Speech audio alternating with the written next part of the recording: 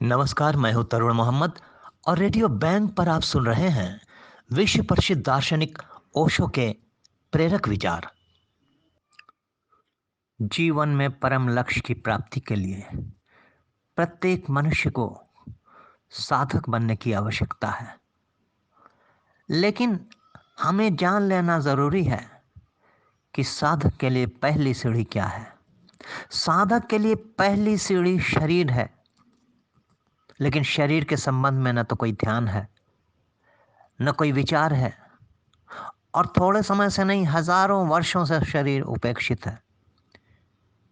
यह उपेक्षा दो प्रकार की है।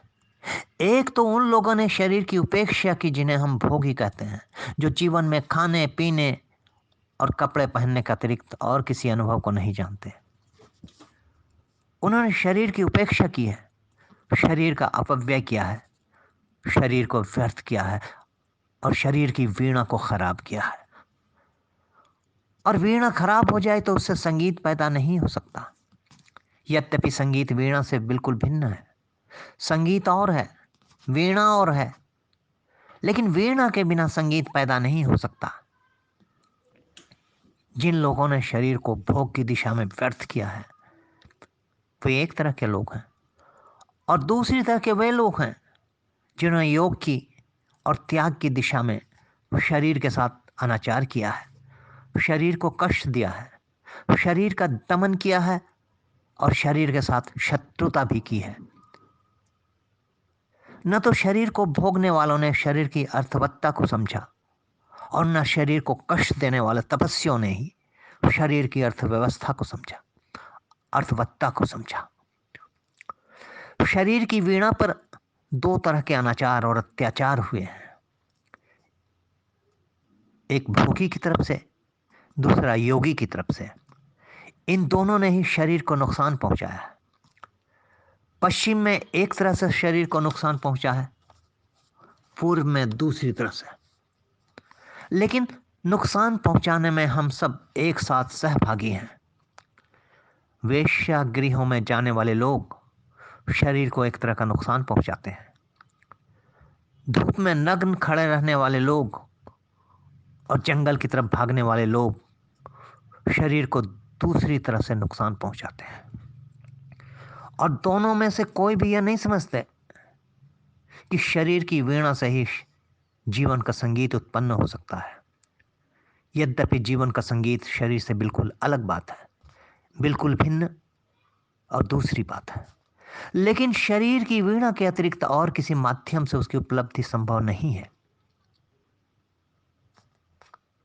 पहली बात है शरीर और शरीर की तरफ साधक का सम्यक ध्यान, क्योंकि शरीर के ही किन्हीं केंद्रों पर आत्मा का संपर्क है और उसी से जीवन है। शरीर के किन्हीं केंद्रों से आत्मा निकटतम रूप से संबंधित है, वहीं से जीवन की धारा शरीर में प्रवाहित होती है। आत्मा और शरीर के संपर्क के जो केंद्र हैं, जो स्थल है, उनका जिस साधक को कोई ख्याल नहीं है, वो कभी भी आत्मा को उपलब्ध नहीं हो सकता है। अगर मैं आपसे पूछूं कि आपके शरीर में सर्वाधिक महत्वपूर्ण केंद्र और स्थल क्या है, तो शायद आप अपने सिर की तरफ हाथ उठाएं। मनुष्य की गलत शिक्षा ने मनुष्य के शरीर में केवल सिर को ही महत्वपूर्ण बना दिया है। सिर मनुष्य की जीवन धारा का सर्वाधिक महत्वपूर्ण केंद्र नहीं है। जैसे हम किसी के पास जाएं, किसी पौधे के पास जाएं और पूछें पौधे में सर्वाधिक महत्वपूर्ण और जीवंत क्या है, तो ऊपर ही फूल दिखाई पड़ जाएंगे। पर कोई भी कह देगा कि यह फूल सर्वाधिक महत्वपूर्ण नहीं है। सर्वाधिक महत्वपूर्ण वह जड़ें हैं जो दिखाई नहीं पड़ती। मस्तिष्क तो मनुष्य के शरीर पर, मस्तिष्क तो मनुष्य के पौधे पर लगा हुआ फूल है, मनुष्य के शरीर की जड़ नहीं है। फूल सबसे बाद में आते हैं और अंतिम होते हैं। जड़ें सबसे प्रथम होती हैं, और अगर हम जड़ों को भूल जाएं तो फूल कुम्हला जाएंगे। फूलों का अपना कोई जीवन नहीं होता, और अगर जड़ें संभाल ली जाएं तो फूल अपने आप संभल जाते हैं। उन्हें संभालने के लिए अलग से कोई आयोजन नहीं करना होता। लेकिन पौधे को देखने पर ऐसा लगेगा कि फूल ही सर्वाधिक महत्वपूर्ण है। ऐसे ही मनुष्य में भी लगता है कि मस्तिष्क सर्वाधिक महत्वपूर्ण है, लेकिन मस्तिष्क अंतिम बात है मनुष्य के शरीर में। वो मनुष्य की जड़, रूट्स नहीं है। माओ से तुम ने अपने बचपन का एक संस्मरण लिखा है कि जब मैं छोटा था तो मेरी माँ के झोपड़े के पास एक बड़ी सुंदर बगिया थी। वो बगिया बड़ी सुंदर थी।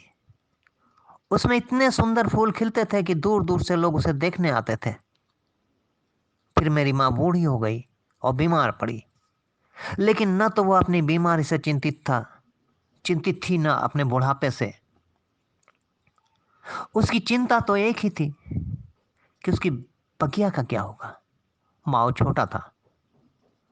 उसने अपनी माँ से कहा कि तू बेफिक्र रह, मैं तेरी बगिया की फिक्र कर लूंगा। और माओ सुबह से सांझ तक बगिया की फिक्र करता रहा। 1 महीने बाद उसकी माँ ठीक हुई तो जैसे ही वो थोड़ी चल सकी, उठकर बगिया में आ गई और देखकर घबरा गई। पौधे सब सूख गए थे, फूल कुम्हला कर गिर गए थे। वो बहुत हैरान हुई। उसने माँ से कहा, पागल, तू तो सुबह से सांझ तक बगिया में रहता था, तूने क्या किया? ये सब फूल नष्ट हो गए, ये बगिया तो कुम्हला गई, सब पौधे तो मरने के करीब आ गए, तू करता क्या था? माओ रोने लगा। वह खुद भी परेशान था। वो रोज दिन भर मेहनत करता था, लेकिन लेकिन न मालूम क्या बात थी कि बगिया सूखती चली गई। वो रोने लगा और कहने लगा कि मैंने तो बहुत फिक्र की। मैं तो एक एक फूल को चूमता था और प्रेम करता था, एक एक पत्ते को झाड़ता था, धूल पोंछता था, लेकिन पता नहीं क्या हुआ। मैं फिक्र भी करता था, लेकिन फूल कुम्हलाते गए, पत्ते सूखते गए और बगिया धीरे धीरे मुरझाती गई। उसकी माँ हंसने लगी और उसने कहा, तू पागल है, तुझे पता नहीं कि फूलों के प्राण फूलों में नहीं होते और न पत्तों के प्राण पत्तों में होते हैं। पौधे के प्राण वहां होते हैं जहां किसी को दिखाई नहीं पड़ता। ये उन जड़ों में होते हैं जो जमीन के नीचे छिपी होती है, और उन जड़ों की अगर कोई फिक्र ना करे तो फूल और पत्ते नहीं संभाले जा सकते। वह कितने ही चूमे जाएं, कितना ही उनको प्रेम किया जाए, कितनी ही उनकी धूल झाड़ी जाए, पौधे कुम्हला ही जाएंगे। लेकिन फूलों की कोई बिल्कुल भी फिक्र न करे और जड़ों को संभाल ले तो फूल अपने आप संभल जाते हैं। जड़ों में से फूल आते हैं, फूलों में से जड़ें नहीं आती। लेकिन अगर हम किसी आदमी से पूछें कि मनुष्य के शरीर में सर्वाधिक महत्वपूर्ण हिस्सा क्या है, तो अनजाने ही उसका हाथ सिर की तरफ उठेगा और वो कहेगा कि सिर ही सबसे महत्वपूर्ण है। या अगर स्त्री है तो हो सकता है हाथ हृदय की तरफ उठ जाए और कहेगी हृदय सबसे महत्वपूर्ण है।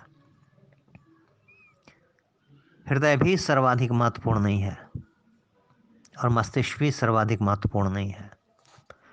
पुरुषों ने सारा बल मस्तिष्क पर दिया और स्त्रियों ने सारा बल हृदय पर दिया है, लेकिन वे दोनों ही बिंदु शरीर में महत्वपूर्ण बिंदु नहीं है। ये दोनों ही बिंदु बाद के विकास हैं। मनुष्य की जड़ें इनमें नहीं है। मनुष्य की जड़ों में मेरा मतलब क्या है, जैसे पौधे की जड़ें होती हैं पृथ्वी में, उन्हीं जड़ों से वो जीवन और रस खींचता है, उसी में जीवित रहता है। ऐसे ही मनुष्य के शरीर में किसी बिंदु पर वे जड़ें हैं जो आत्मा से जीवन और रस खींचती हैं, जिनके कारण शरीर जीवित होता है। जिस दिन वे जड़ें शिथिल हो जाती हैं, शरीर समाप्त हो जाता है। पौधे की जड़ें भूमि में है, मनुष्य की शरीर की जड़ें आत्मा में है। लेकिन मस्तिष्क नहीं है वो जगह, और न ही हृदय है वो जगह जहां से मनुष्य प्राणों से जुड़ता है। अगर हमें उन जड़ों का कोई पता न हो तो हम कभी भी साधना के जगत में प्रविष्ट नहीं हो सकते। कहाँ है फिर मनुष्य की जड़ें? शायद आपके ख्याल में ही नहीं है। कुछ सीधी और सरल सी बात भी अगर हजारों साल तक ध्यान से भूली रहे तो विस्मित हो जाती है। माँ के पेट से बच्चा पैदा होता है तो माँ से वो किस जगह से जुड़ा होता है? मस्तिष्क से या हृदय से? नहीं, वो नाभि से जुड़ा होता है, नाभिल सेंटर से। जीवन की धारा उसे नाभि में उपलब्ध होती है। हृदय भी बाद में विकसित होता है, मस्तिष्क भी बाद में विकसित होता है। माँ की जीवन धारा उसे नाभि से उपलब्ध होती है। माँ के शरीर में बच्चे की जड़ें नाभि से फैली होती हैं, और न केवल माँ के शरीर में उसकी जड़ें नाभि से फैली होती हैं, बल्कि स्वयं के प्राणों में भी उसकी जड़ें नाभि से फैली होती हैं। मनुष्य के शरीर में सर्वाधिक महत्वपूर्ण बिंदु नाभि है। उसके बाद हृदय विकसित होता है, उसके बाद मस्तिष्क विकसित होता है। ये बाद की फैली हुई टहनियाँ हैं, इन पर फूल भी लगते हैं। मस्तिष्क पर ज्ञान के फूल लगते हैं और हृदय पर प्रेम के फूल लगते हैं। ये फूल ही हमें भुला देते हैं। हमको लगता है कि यही फूल सब कुछ हैं, जबकि मनुष्य के शरीर की और प्राणों की जड़ें नाभि में होती है। वहाँ कोई फूल नहीं लगते, वो बिल्कुल अदृश्य है, वो दिखाई नहीं पड़ता। पिछले 5,000 वर्षों में मनुष्य के जीवन में जो विकृति आई है वो इसी बात से आई है कि हमने सारा बल या तो मस्तिष्क पर दिया है या हृदय पर दिया है। हृदय पर भी बहुत कम बल दिया है, अधिक बल तो मस्तिष्क पर ही दिया है। बचपन से ही सारी शिक्षा मस्तिष्क की शिक्षा है। नाभि की तो दुनिया के किसी कोने में कोई शिक्षा नहीं है, सारी शिक्षा मस्तिष्क की शिक्षा है। मस्तिष्क तो बड़ा होता चला जाता है और जड़ें छोटी होती चली जाती हैं।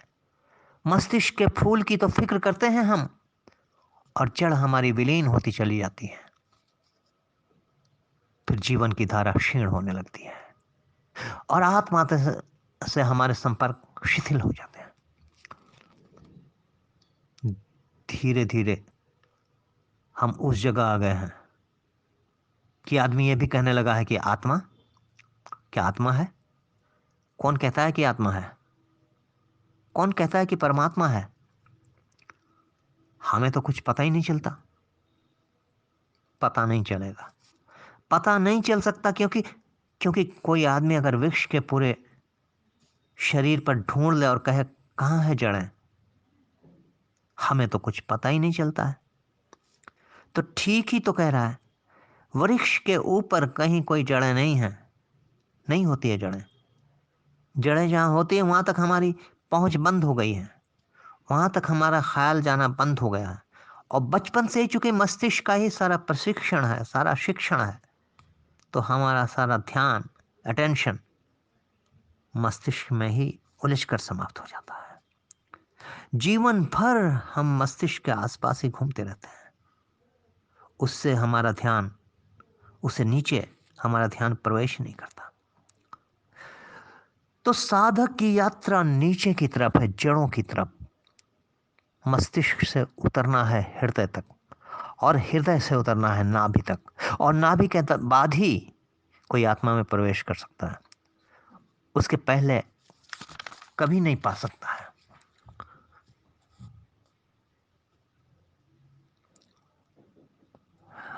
आमतौर पर हमारे जीवन की गति नाभि से मस्तिष्क की तरफ है, साधक की गति बिल्कुल उल्टी होगी। मस्तिष्क से नाभि की तरफ उसे नीचे उतरना है। इन 3 दिनों में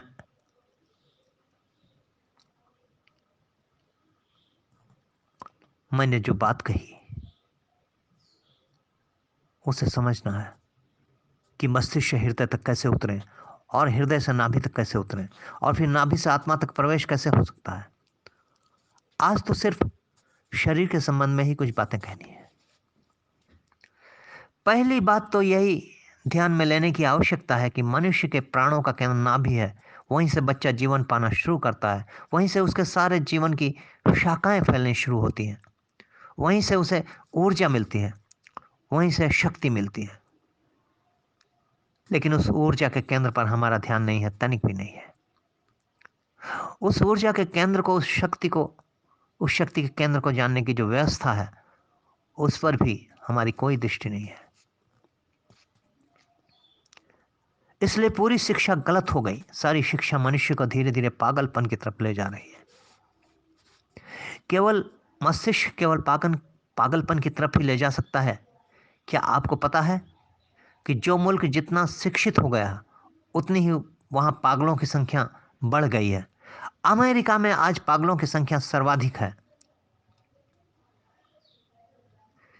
यह इस बात का सबूत है कि अमेरिका सबसे ज्यादा शिक्षित है, सबसे ज्यादा सभ्य देश है।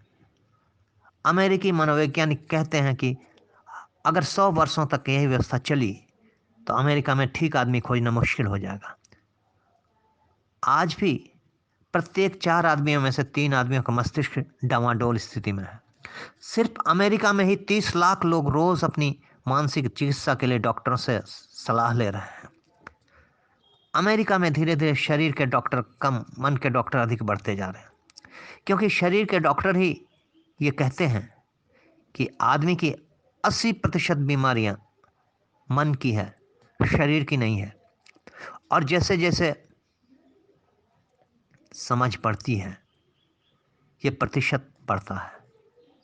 पहले वे कहते थे 40%, फिर कहते हैं कि 50%, अब वे कहते हैं 80% बीमारियां मन की हैं, शरीर की नहीं। और मैं आपको विश्वास दिलाता हूं कि 20-25 साल के बाद वे कहेंगे 99% बीमारियां मन की हैं, शरीर की नहीं। यह उनको कहना पड़ेगा, क्योंकि मनुष्य के मस्तिष्क पर ही सारा बल दिया जा रहा है। मस्तिष्क विक्षिप्त हो गया है।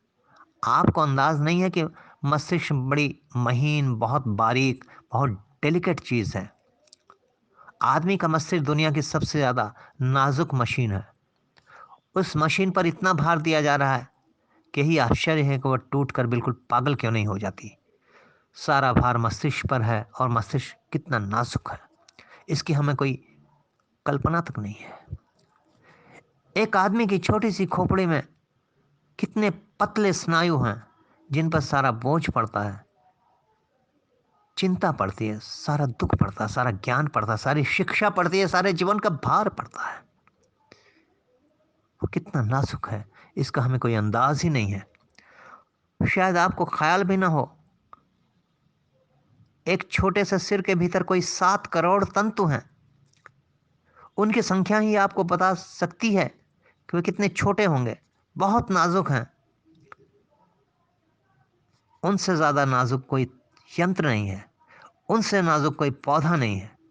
ये इससे ही ख्याल में आ सकता है कि मनुष्य के छोटे से सिर के भीतर 7 करोड़ स्नायु हैं। ये स्नायु इतने इतने हैं कि अगर एक आदमी के सिर के स्नायु को एक के बाद एक फैलाया जाए तो पूरी पृथ्वी की परिक्रमा एक आदमी के मस्तिष्क के स्नायु कर लेंगे। इस छोटे से सिर के भीतर इतनी बारीक व्यवस्था है, इतनी नाजुक व्यवस्था है। इस नाजुक मस्तिष्क पर ही पिछले 5000 वर्षों में सबसे ज्यादा जोर दिया गया है। उसका परिणाम होना स्वाभाविक था। उसका परिणाम यह हुआ कि ये तंतु टूटने शुरू हो गए, ये तंतु विक्षिप्त होने शुरू हो गए, ये तंतु पागल होने शुरू हो गए। विचार का भार मनुष्य को पागलपन के अतिरिक्त और कहीं नहीं ले जा सकता। सारी जीवन धारा ही मस्तिष्क के आसपास घूमने लगी है। ये जो मस्तिष्क के आसपास घूमती हुई जीवन धारा है, साधक को इसी जीवन धारा को गहरे और नीचे केंद्र की तरफ उतारना है, वापस लौटाना है। दोस्तों, इस ऑडियो को आप लाइक करें, शेयर करें और सब्सक्राइब जरूर करें, ताकि हम ओशो के प्रेरणादायक विचारों को आप तक पहुंचा सकें। धन्यवाद।